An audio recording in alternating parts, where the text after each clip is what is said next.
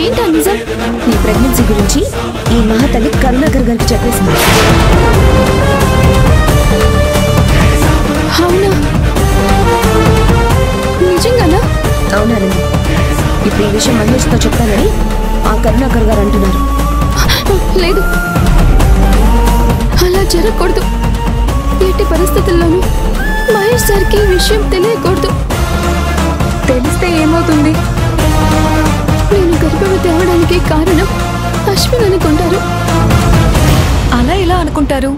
ఎందుకంటే నేను అశ్విన్ ప్రేమించుకున్నాం కాబట్టి.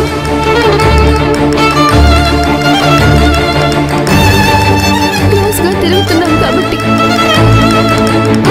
మహేష్ గారికి ఖచ్చితంగా అలాంటి అనుమానం వస్తుంది. అది పెద్ద గొడవకి దారితీస్తుంది. అలా జరగకుండా ఉండాలంటే వెంటనే అశ్విన్ ఇక్కడి నుంచి వెళ్ళిపోవాలి. నేను వెళ్ళిపోవడం ఏంటానంది? ఆనంది, నువ్వేం కంగారు పడుకో. కరుణాకర్ గారిని మిత్ర ఇలా రా. వస్తున్నానండి. తులసి, అశ్విని తీసుకుని వెంటనే ఇక్కడి నుంచి వెళ్ళిపో ప్లీజ్. అది కాదానంది, నేను చెప్పేది. బావా, ఆనంది చెప్పింది కూడా కరెక్టే కదా. అనవసరంగా ఎందుకు గొడవ? రా వెళ్దాం. అది కాదు తులసి, నేను చెప్పేది. రా బావా, రా. ఆనంది, నేను చెప్పేది వినానంది. తలుపు తీయండి. ఎవరైనా ఉన్నారా బయట? తలుపు తీయండి.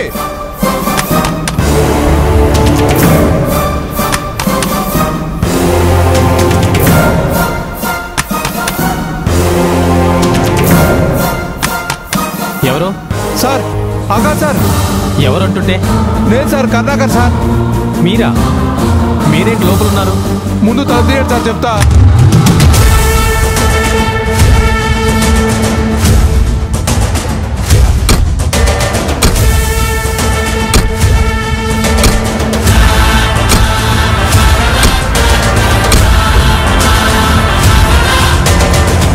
అమ్మయ్యా, మీరేంటి లోపల ఉన్నారు? మిత్ర మేడం దాని రూమ్లో లాక్ చేశారు సార్. ఎందుకు? నిజం చెప్తానేమోనని.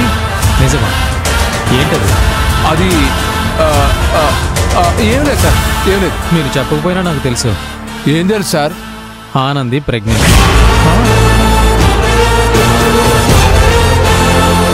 మీకెలా తెలుసు సార్? ఆ సావిత్రి మీతో చెప్తుంటే విన్నానులే. మీరు సామాన్యులు కాదు సార్. ఓడించాలి. ఇప్పుడు మనం అర్జెంటుగా ఒక పని చేయాలి. ఏంటి సార్? మీకు ఆనంది మీద పగ తీర్చుకోవాలని ఉందా లేదా? ఉంది సార్. ఉంది కదా. ఛాన్స్ దొరికింది కాబట్టి అస్సలు వదలకండి. మీకు తెలిసిన ఈ న్యూస్ వెంటనే మహేష్ చెవిలో ఊదండి. ఆ తర్వాత అవసరం లేదు సార్, నాకు అర్థమైపోయింది, మొత్తం అర్థమైంది. ఆనంది వస్తున్నానే.